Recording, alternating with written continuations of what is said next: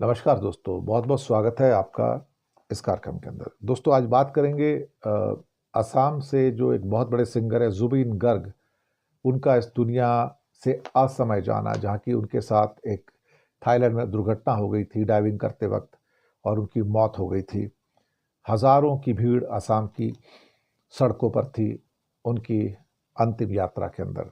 दुनिया याद रखेगी, हम भी जुबिन गर्ग को याद रखेंगे, भूल नहीं सकते। या अली उनका जो गाना है, उस गाने ने गैंगस्टर फिल्म से उनको आसमान की ऊंचाइयों पर पहुंचा दिया था और हजारों गीत उन्होंने गाए हैं और कई भाषाओं में।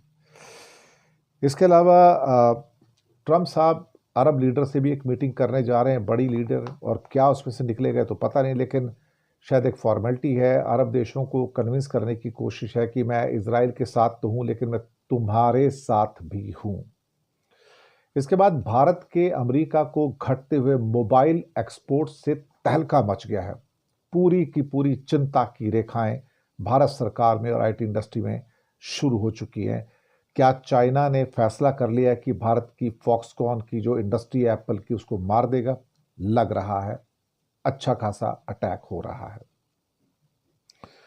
पहले ट्रम्प साहब की बात कर लेते हैं कि वो लीडरान से मिलना चाहते हैं, खासतौर से अरब लीडरों से क्यों मिलना चाहते हैं। कतर के मुद्दे के ऊपर और बाकी जो मुस्लिम नेटो, उससे उनको रोकना है। इसराइल के खिलाफ जो एकजुटता है उसको उनको बनाना है। 8 अरब देशों के साथ में, यानी कि मुस्लिम लीडर से उनके साथ मुलाकात होगी। इसमें पाकिस्तान के Shahbaz Sharif, UAE, Qatar, Jordan, Egypt, Turkey, Indonesia और सऊदी, इन सब से वो मुलाकात करने जा रहे हैं। और यूएन असेंबली के अंदर भी गजा का मुद्दा छाया हुआ है। अब ट्रंप का मकसद इन मुस्लिम देशों को, जो इन्फ्लुएंशियल कंट्री हैं, भरोसा दिलाना होगा कि कोई भी आप अरब नाटो बनाने की जल्दबाजी ना करें।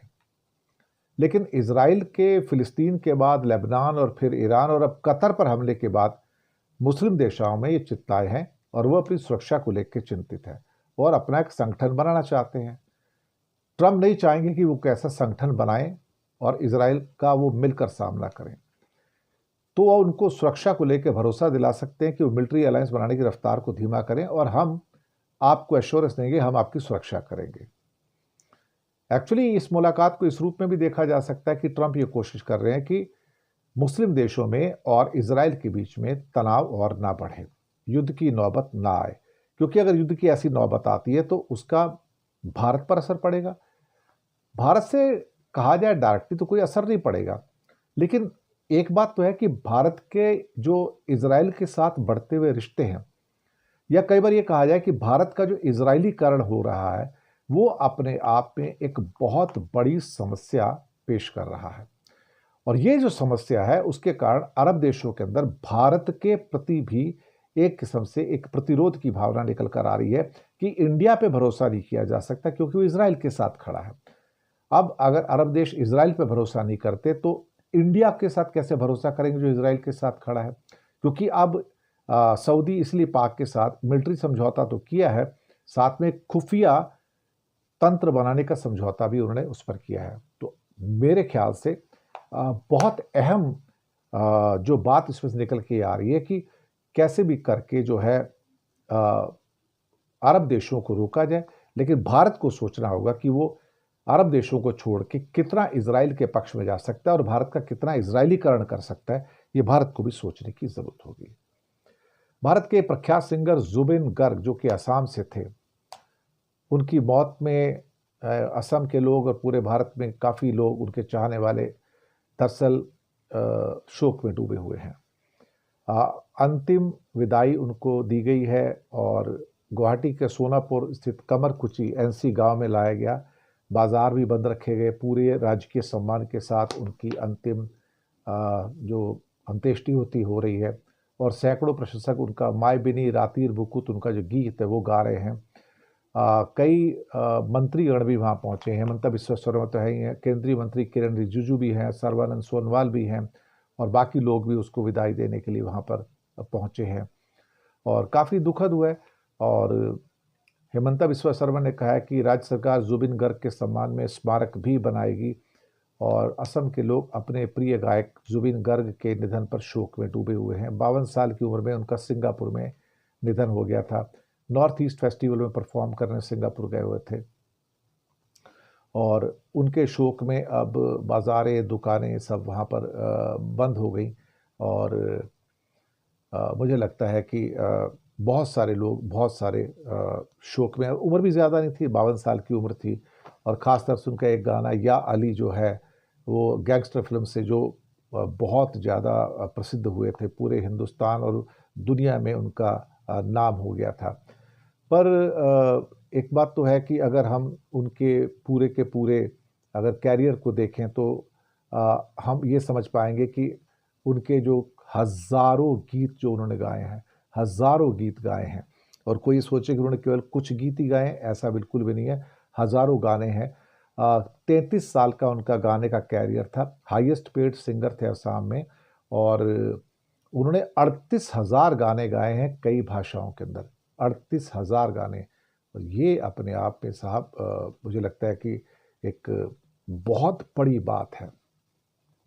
वो एक संगीत निर्देशक भी थे, गीतकार भी थे, कलाकार भी थे, और उन्होंने असमिया, बंगाली, हिंदी, नेपाली, तमिल, तेलुगु, कन्नड़, मलयालम, मराठी, उड़िया, अंग्रेज़ी में गाने गाए। 1992 में जुबिन का पहला असमी एल्बम अनामिका आया था और फिर उसके बाद तो फिर वो कभी रुके ही नहीं और उनके स्टेज शोज़ बहुत फेमस थे और नंबर 1 के सबसे हाईएस्ट पेड वहाँ के क्या कहते हैं कि सिंगर भी थे। लेकिन उनका जाना बहुत लोगों को बहुत दुख दे गया। एक बहुत लास्ट में चिंता भरी खबर है, इंडिया के एक्सपोर्ट्स डाउन होने शुरू हो गए हैं। अमेरिका को एक्सपोर्ट्स जो थे पहले जहां करीब करीब 8.8 बिलियन डॉलर थे, पिछले महीने घट के 6.8 बिलियन डॉलर पे हो गए हैं और एक बहुत बड़ी कमी, अभी अगले महीने से तो और ज़्यादा कमी आ जाएगी। और एक बहुत बड़ी कमी जो आई है इसके अंदर, चिंता की बात यह है कि उस आइटम पे आई है जिसके ऊपर टैरिफ का असर नहीं है, सिर्फ 10% ही उसके ऊपर टैरिफ है, वो है मोबाइल फोन्स। फॉक्सकॉन की फैक्ट्रियों में बनते हैं, मद्रास और ये बेंगलुरु का कॉरिडोर है जहां पे फॉक्सकॉन की फैक्ट्रियां हैं। अगर हम मई महीने में देखें इसी साल तो 20,000 करोड़ के एप्पल फोन अमेरिका भेजे गए, जून में डाउन होकर 17,000 करोड़ पे आ गए, जुलाई में डाउन होकर 13,000 करोड़ के एक्सपोर्ट हुआ मोबाइल फ़ोन का, और अगस्त में तो ऐसा लगता है कंपन आ गया, सुनामी आ गई और सिर्फ 8,000 करोड़ के एक्सपोर्ट्स हुए हमारे। यहाँ से चिंता की रेखाएं निकल के आई और उसकी चिंता की रेखाएं कहाँ से आती हैं? वो आती हैं चाइना से। चाइना ने कहा था कि अगर आप फॉक्सकॉन वालों से बात की थी कि आप इंडिया में इतने ज़्यादा मोबाइल फ़ोन क्यों बना रहे हैं, आप हमारी फैक्ट्री बनाओ, आप चाइना का आप रहने वाले हो और चाइना में सारा काम करते हो और आप प्रश्रय दे रहे हो अब इंडिया को, ये हम नहीं होने देंगे। और पिछले कुछ हफ्तों के अंदर उन्होंने अपने 600 इंजीनियर 301 बैच पे इंडिया से वापस मंगा लिया एप्पल के, तो एप्पल को उससे चोट पहुंची। दूसरा, करीब 55 से 60% जो कलपुर्जे आते हैं जिससे असेंबल होकर एप्पल फ़ोन बनते हैं वो चाइना से आते हैं सारे के सारे। तो मुझे लगता है चाइना ने उसकी सप्लाई रोक दी है या उसको कर्टेल कर दिया है और उसका सीधा असर ये हुआ कि मई के मुकाबले 60% कम फ़ोन अमेरिका को एक्सपोर्ट हुए, जबकि इनके ऊपर तो कोई बंदिश ही नहीं थी, कोई सैंक्शंस ही नहीं है इनके ऊपर, तो सिर्फ 10% की एक बेसिक ड्यूटी और तो कुछ भी नहीं है। लेकिन मुझे लगता है कि चाइना का जो असर है वो आना शुरू हो गया है और ये गिरते हुए एक्सपोर्ट, गिरती हुई रेमिटेंसेस और गिरते हुए एक्सपोर्ट दूसरे देशों को हमारे लिए बड़ी खतरे की घंटी है। बहुत बहुत शुक्रिया आपका। चैनल को सब्सक्राइब कीजिएगा, लिंक आगे भेजिए, हो सके तो छोटी छोटी आर्थिक मदद भी कर सकते हैं। नीचे हमने आपके लिए यूपीआई नंबर और बैंक अकाउंट नंबर दिए है, किसी एक को चुनकर छोटी सी मदद करेंगे तो अच्छी पत्रकारिता को आगे बढ़ाने में आप हमारे सहयोगी भी बनेंगे। बहुत बहुत धन्यवाद आप सबका।